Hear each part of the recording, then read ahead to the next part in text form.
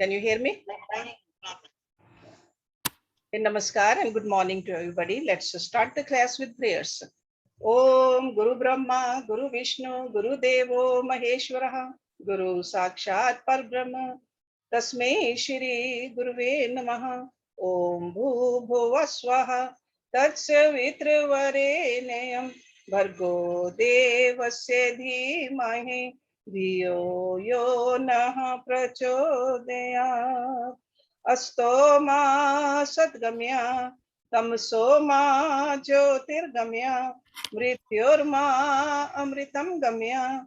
Om sahna vavatu, sahna bhunaktu, saviryam karvavahi, tejasvi navaditamastu, ma vidvishavahi. Om shanti shanti shanti om. Last Wednesday, I talked about sadhana, the practice. And then towards the end of the class, I mentioned that all the great acharyas, all the great yogis, gurus, they emphasized on the sadhana. In fact, the name of our ashram is Yoga Sadhana Ashram. So sadhana we do at the physical level, sadhana we do at the mental level, sadhana we do at the intellectual level. Sadhana. Why? Why do we need to do sadhana? To attain the goal of our life. There's only one goal of our life, the ultimate goal, which is called moksha, liberation from this bondage. There is a beautiful scripture composed by Adi Sankaracàrya, which has only 5 verses. Because the students must have been asking him, please give us in summary how to do the sadhana. So he wrote 5 verses, which is called Sadhana Panchakam. We all know that Adi Sankaracàrya wrote many books. He wrote commentaries on Bhagavad Gita, Upanishads, Brahma Sutras, and many other textbooks also. So this is Sadhana Panchakam. Sadhana means practice and Panchakam means set of 5. So this name itself tells you that it has only 5 verses. But each verse has 8 steps. So altogether there are 40 steps in this entire teaching of Adi Sankaracàrya. Each verse has 4 lines. Each line has 2 steps. So those are also, you can say that steps on the ladder of evolving yourself. So we are going to talk about the first verse today. First verse. So 8 steps altogether. The very first step in Sanskrit is called Vedo Nityam Dhiyatam. That is a step number 1. That means study the Vedas daily in English. Vedo Nityam Dhiyatam. And we'll have all this Sanskrit writing on our website also. But I want to go through in English first with you so that you understand and do not get lost into the Sanskrit of it. So the word Veda in the very first step. So study the Vedas daily. What are the Vedas? See, the term with means to know. And generally Vedas are called the treasure of knowledge, ocean of knowledge. That's why the Hindu culture is essentially a Vedic culture. Vedic Sanskriti, based on the authorities of the Vedas. So if our Sanskriti is this, we should know what is written in the Vedas. And how can we find out? When we study it. The Vedas are technically termed as Shruti. Shruti means a revealed knowledge. They are revealed. That is a very important point. Revealed. It's not a composition of a human mind. It did not arrive from some intellectual or logical reasoning. It's not based upon the sense perception. So that's why the Vedas are also called Aporshya. Okay? They are considered revelations. Vedas are also called the breath of God. Just as our breath emanates naturally and effortlessly from us as long as we are alive, the Vedas are considered to be the very breath of the Lord Himself. And this knowledge was revealed to those rishis who had purified, tuned, and made their minds single-pointed through meditation. And what do the Vedas teach?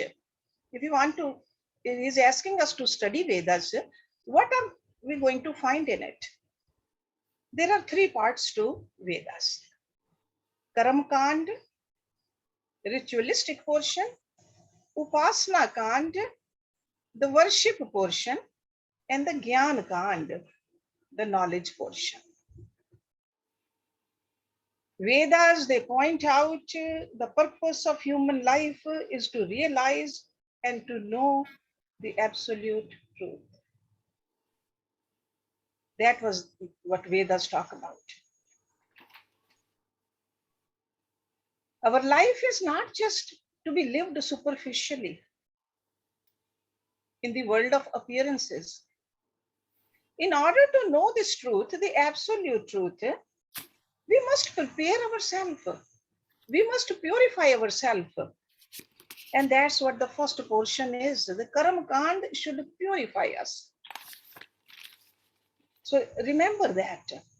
When we are doing the Havan, Yajna, Arti, Puja Path, going to the temples, each time we go there, when we come out, we should see a little more purity in our mind. So what does reading, studying Vedas daily mean? When we look at those words of Vedas, Vedas teach us how to respond to the different experiences of our life. Because normally we react and we respond according to our old vasanas. Vasanas are, there could be a prejudice, there could be a conditioned or personal likes and dislikes. So Vedas teach us, rise above it. Because when we act prompted by our vasanas, the old sanskaras, rather than guided by the knowledge of the Vedas, because Vedas tell us what is right, what is wrong. If we keep on acting the way we have been acting, we just strengthen our likes and dislikes. So Vedas teach us to purify our mind so that we don't strengthen those likes and dislikes. Because likes and dislikes are the impurities of the mind. So that's how the purity of the mind is cultivated. Because in Vedas, there are a lot of guidelines how to conduct ourselves in daily life. Because we all know life is all about making choices. And if we are ignorant about our goal, we will make the inappropriate choices. And whatever choice we make, sure, we are free to make the choice, but the consequences are there. So study of the Vedas provide us with the goal of life and then means of achieving that goal. By studying the knowledge revealed in the Vedas, we can clarify our goals. There's no confusion about it. So this is the reason we study Vedas. So that's why Adi Sankaracàrya ji, he said, Vedo Nityam Dhi. Then the second part of this first line is called Tat Uditam Karam Swanushthiyatam. Let me repeat it. Tad Uditam Karam Swanushthiyatam. Perform the diligently duties ordained by the Vedas. So it's not only studying the Vedas, then what you have learned over there, we got to do your duties according to them. So in the step one, we learn what our goal of life is. And goal of life is to know the truth, absolute truth, not just to pass this life sleepingly. So now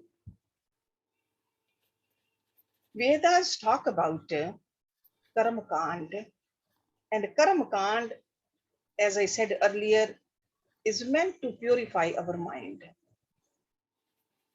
So these are duties which we are supposed to do. There are 5 kinds. 5 kinds of karmas we do on a daily basis. Nitya karam, Namatik karam, Kamya karam, Nishidh karam, and Prashchit karam. These are the 5 categories of the karmas Vedas talk about it. So when we are doing diligently our duties, so how to do them? So let me go over all of them one at a time. Nitya karam, daily duties to be done. Daily duties can be done with the help of 5 yagyas, which are called Panch Maha Yagya. Yagya means offering.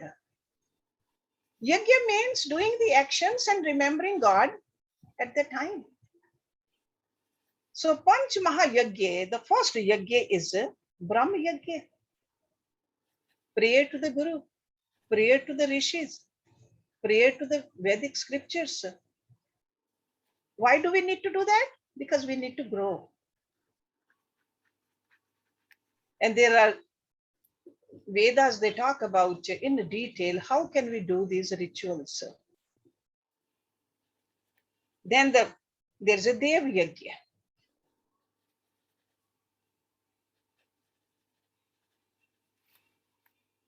Devatas like sun and the moon and the earth and the water and the air and the space, don't pollute them. There are rituals also, because when we do the rituals, we are seeing the divinity in them.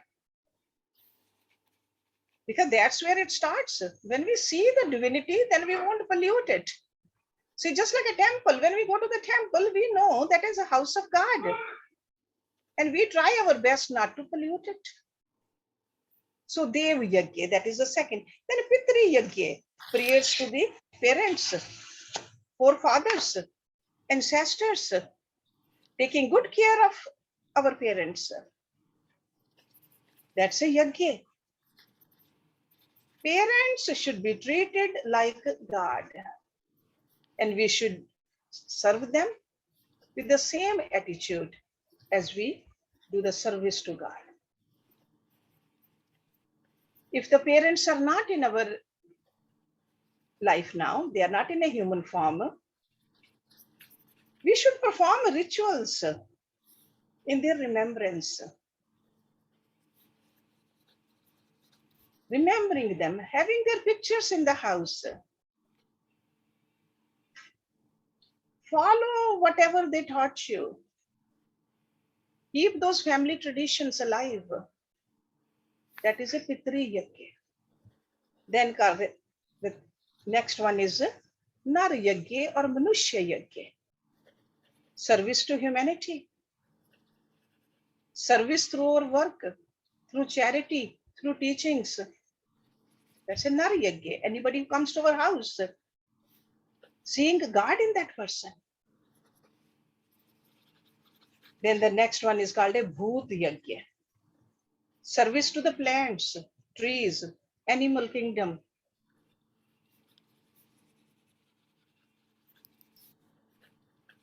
All these can help our own life. Okay? So all of these are our keeping in mind, learning, and wherever we are trying to do these yajnas. So Brahm Yajna, Dev Yajna, Pitri Yajna, Nar Yajna, and Bhoot Yajna, Bhoot Prani. That's what the word is from, Bhoot Prani. Then the second kind of a karam, I said nematic karam. Those are occasional duties. They are not daily duties. They can come periodically or they can come just only once. Duty like marriages, Upanayan, the sanskaras, or even a Shrad and the Tarpan. All those are our duties, nematic karam. Or even just like a Janamashtami, we said, Lord Krishna's birthday. That's a nematic karam, once a year. Diwali, Shivratri. Those are our duties too. Those are the greatest, just like we celebrate our own birthday. Celebrating the birthdays of God is even more important. Gurus is more important. Nematic karam. So not nitya. Nitya means daily. Nematic means occasional. Then kamya karam, third one. This should be reduced because these are desire prompted actions. These actions are done for personal fulfillment, like accumulating wealth, working for the name and fame. So these are like egoistic activities. Okay, so this should be reduced if we want to rise up. Kamya karam. Then nishedha karam we should not do at all, but we should be familiar with it. We should know what is nishedha. Vedas talk about it, what to be avoided. All adharmic actions are to be avoided because they will transgress us. Hurting others, cheating others, stealing from somebody, we should be avoiding.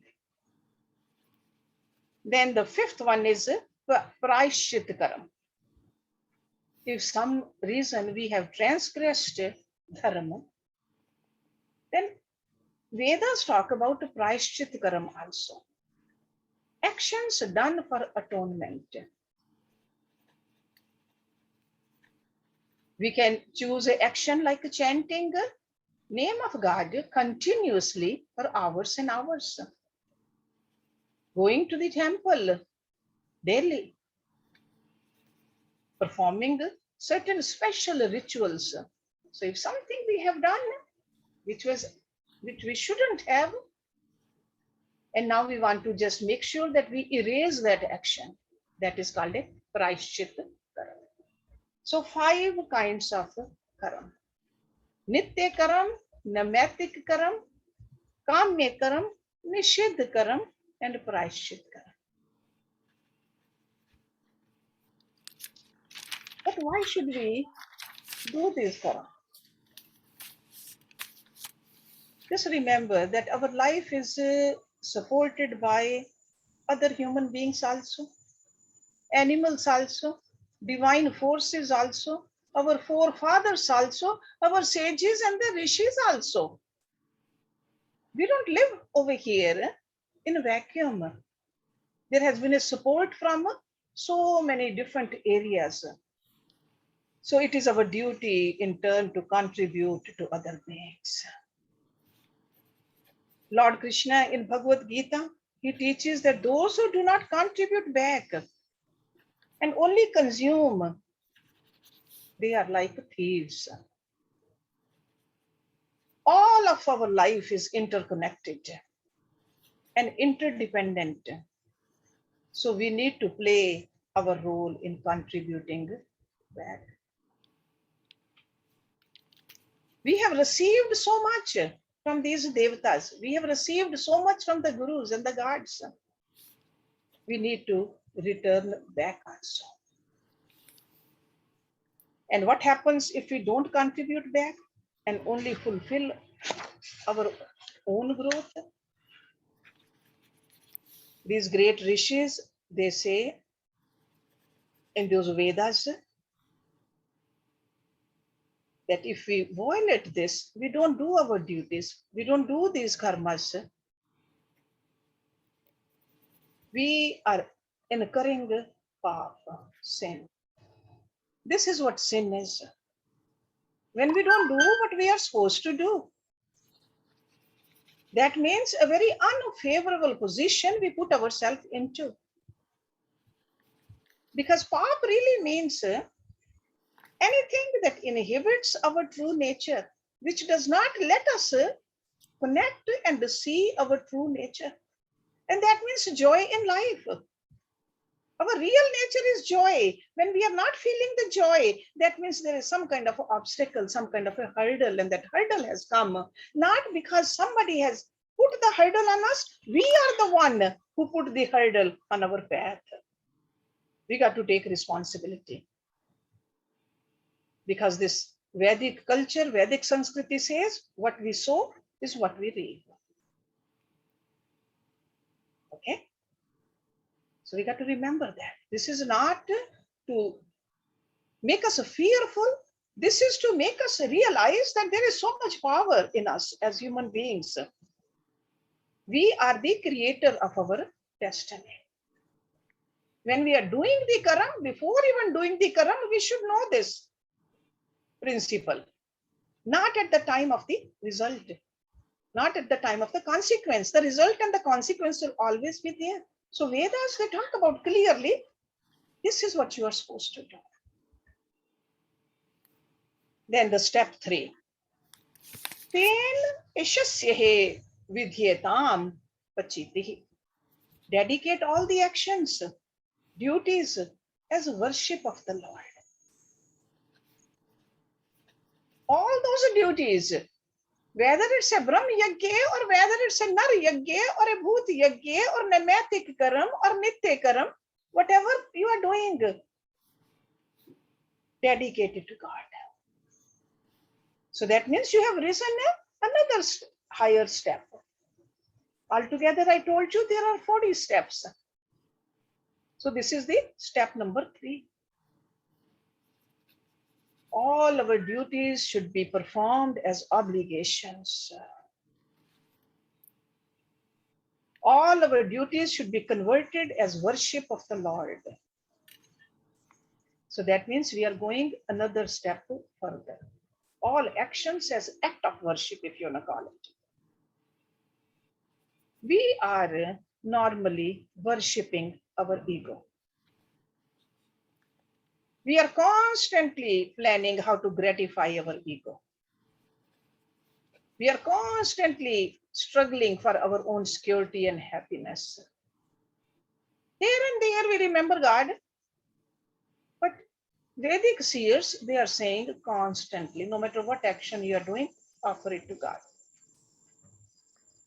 Because if we really pay our attention to our mind, we know what is in our mind.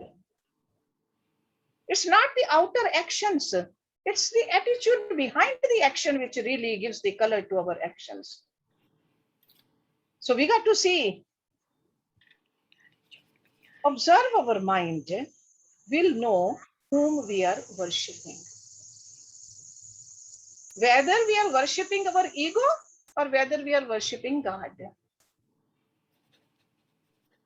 So I was saying that if we are paying attention, what is the attention or intention behind the action, that will tell us.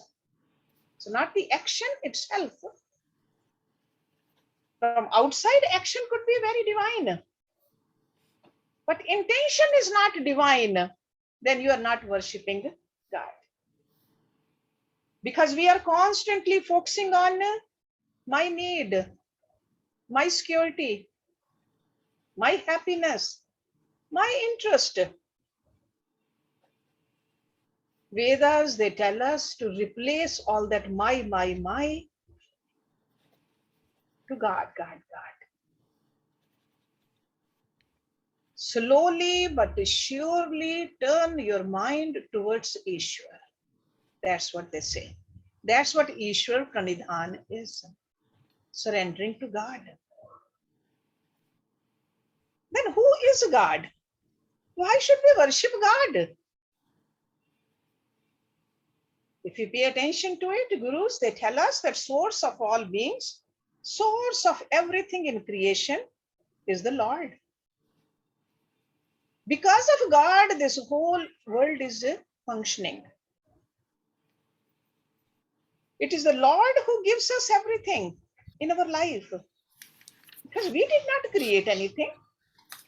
We are just an instrument in his hands. So by offering all our actions to God, we gain purity of our mind. It's his. If somebody comes to my house and I'm not here or I'm not visible to them, and then take ownership, start eating, start sleeping in my bed, then when I come back or when I see them, I'll say, what are you doing? It's my house. Sure, you can take it, but ask me first. But if a person is not a big hearted, we'll call the cops. Get this person out. So this is all God's. We are using it, we are enjoying it, and we don't even say thank you to him. No gratitude. So that's why the Vedic rishis say, worship God. This is his. And what does it mean to offer our actions as worship to the God? Because we are doing our actions. But when the actions are meant for personal fulfillment, then it's not for God. We have to make our buddhi like a Ishwar Arpan Buddhi. When we have a Ishwar Arpan Buddhi, then whatever action we did, the reward of that action is a prasad. It's like when we offer something to God and we say, God, it's yours. Then we take some out of it, we do eat it. That's a prasad rupi.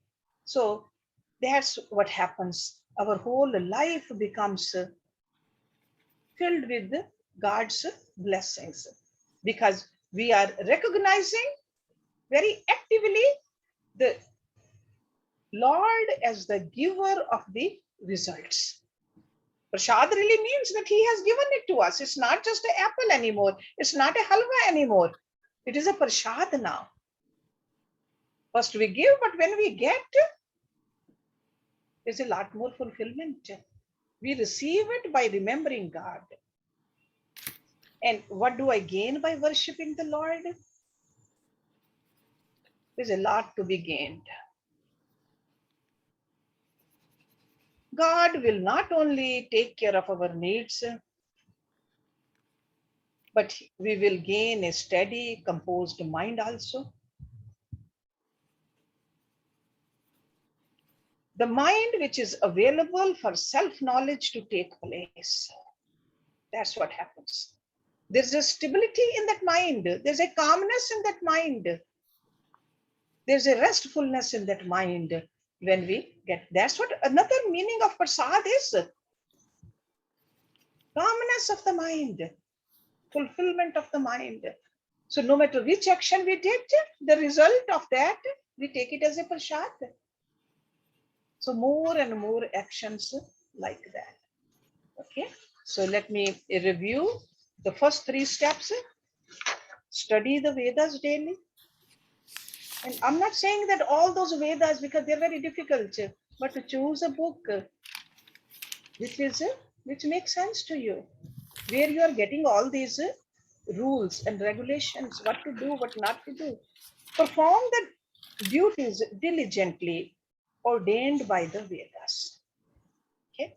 And that's where I mentioned all those yajnas, all different karmas. So whatever I do, you got to look at it. Is it according to the Vedic injunction or not? And the third is dedicate all your actions and duties as worship of the Lord. Okay? Step 4. Pamye mati tyajatam.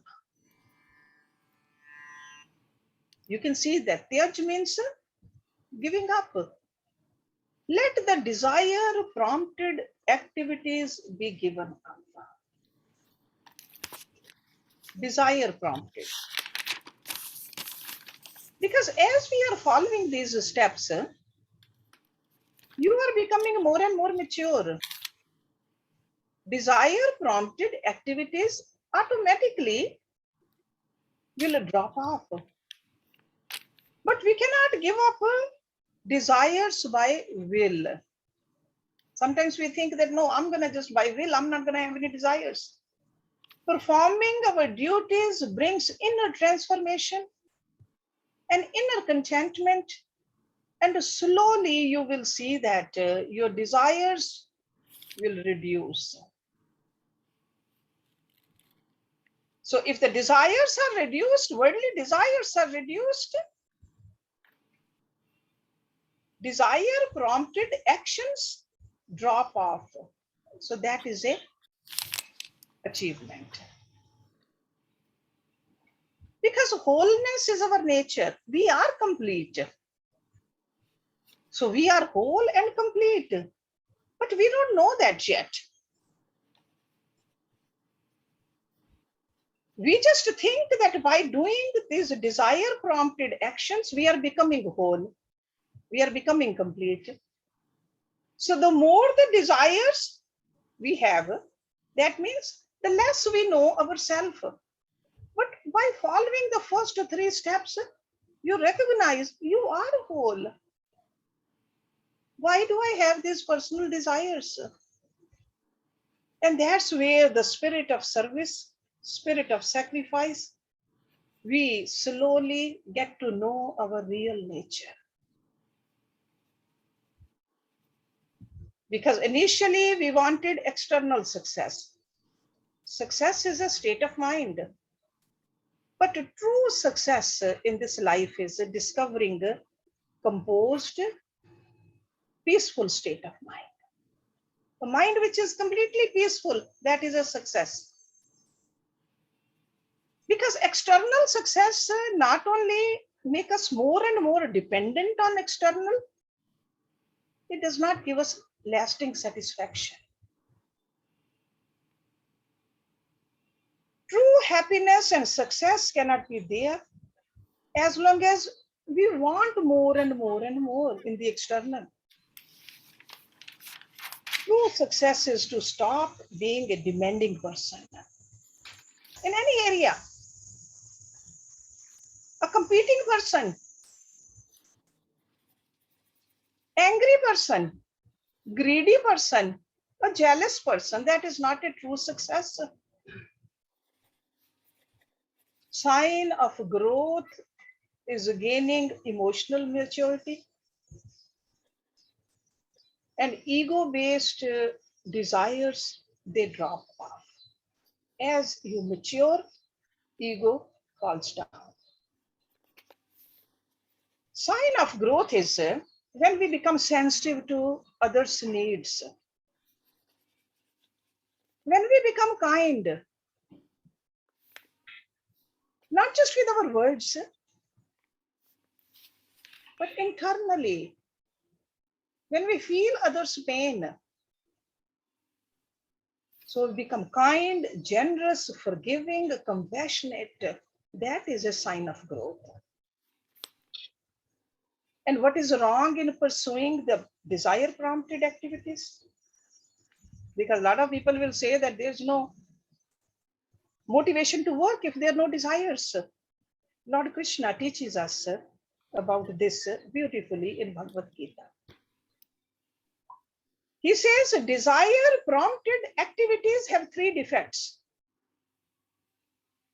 Defect number one is pain.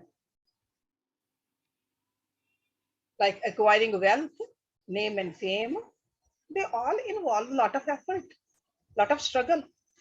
There is a pain involved in acquiring. There's a pain in protecting what we acquire. And whatever we gain, it doesn't stay that long. It's not forever. So there's a pain involved in loss when it's taken away.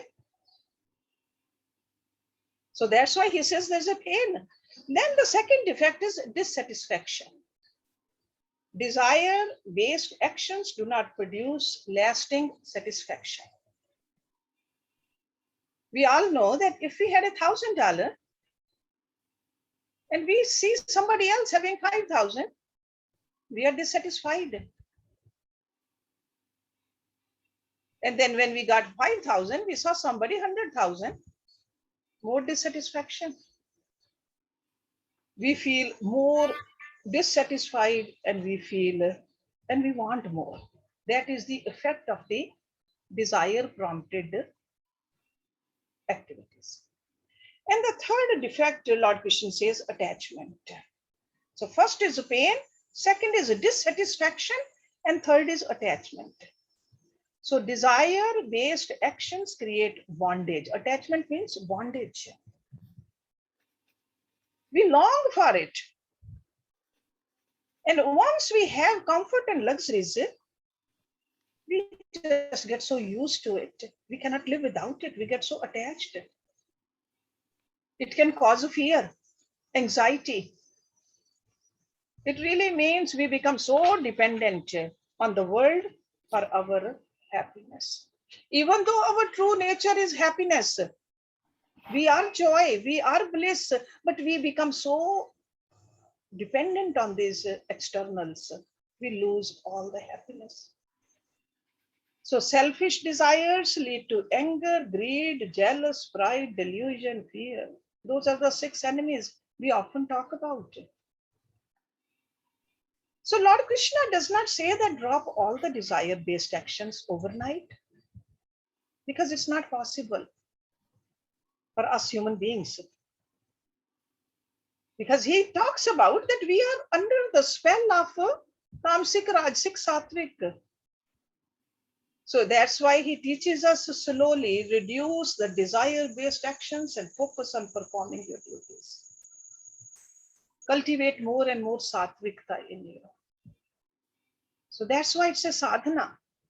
It's not just one time doing it. Sadhana really means we need to practice. All of this we need to practice. All these steps we need to keep on practicing. But in order to practice, we got to know what are we practicing and why we are practicing. That's why we are talking about it.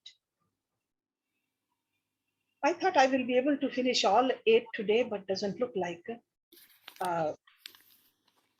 Let me do one more and then we can discuss it a little bit.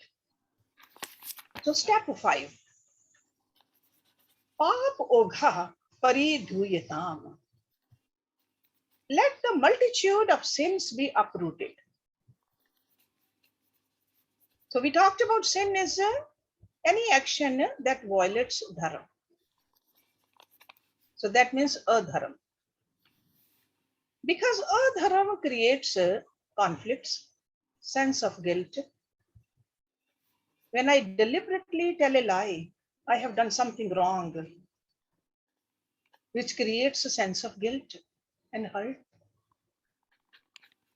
In general, all our likes and dislikes, anger, jealousy, greed, competition are all results of path. Okay, think about it.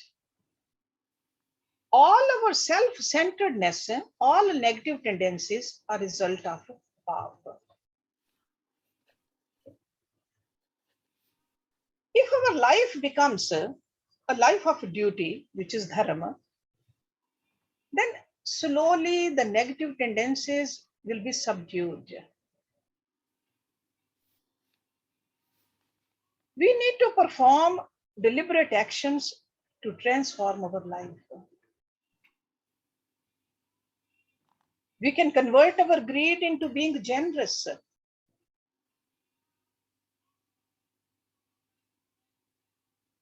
By donating, helping the charitable organizations. Because goodness is our true nature. So sin is the one which inhibits the goodness.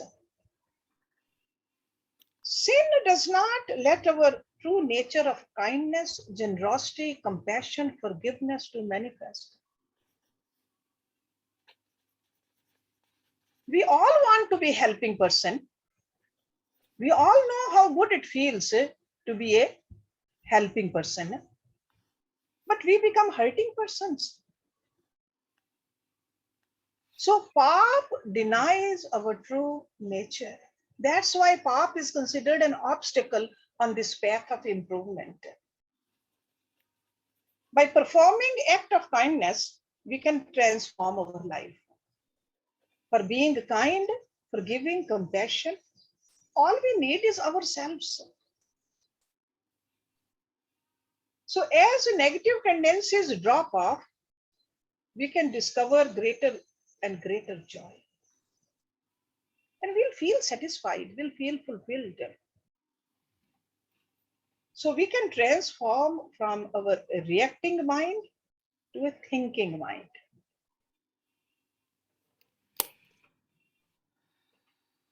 Rajas and tamas, they will drop off automatically.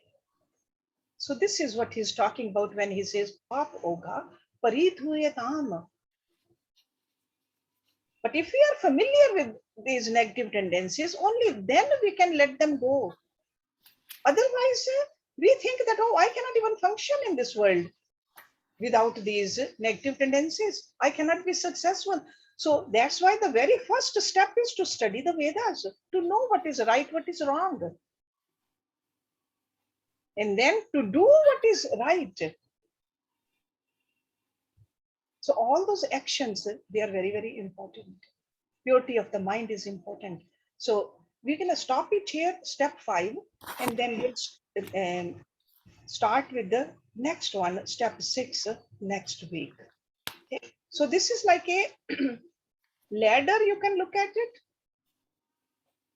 But on the ladder, it's not just you walk on one ladder and let go of that step.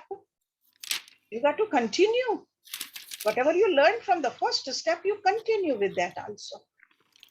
Okay, in order to keep going higher and higher. Okay? So,